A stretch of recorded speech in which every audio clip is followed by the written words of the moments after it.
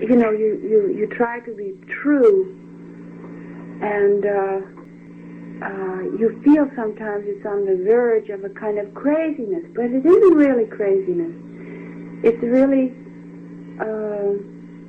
getting the truest part of yourself out.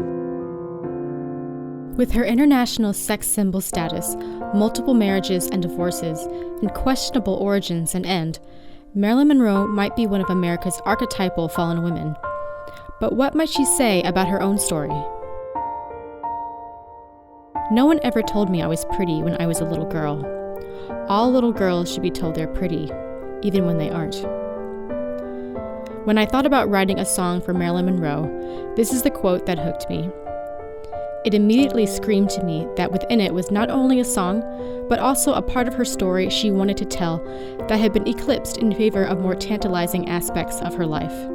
What other things would Marilyn want to tell a little girl, I wondered. Marilyn, born Norma Jean, had wanted very badly to be a mother, but struggled with endometriosis and miscarriage, in addition to a string of relationships where her partners seemed more interested in using and resenting her than loving her. Marilyn also had an estranged relationship with her own mother, Gladys Baker, who was a paranoid schizophrenic, causing Marilyn to grow up mostly in orphanages and foster homes. She believed her mother attempted to smother her in her crib as a baby, a memory which always haunted her, along with her mother's harsh judgment. Norma Jean believed that her mother associated her with sin, with badness, with evil. Gladys had somehow communicated the notion that as an illegitimate child, Norma Jean was the embodiment of her own sins, that she was intrinsically bad. All of this resulted in Marilyn feeling she did not deserve to be loved.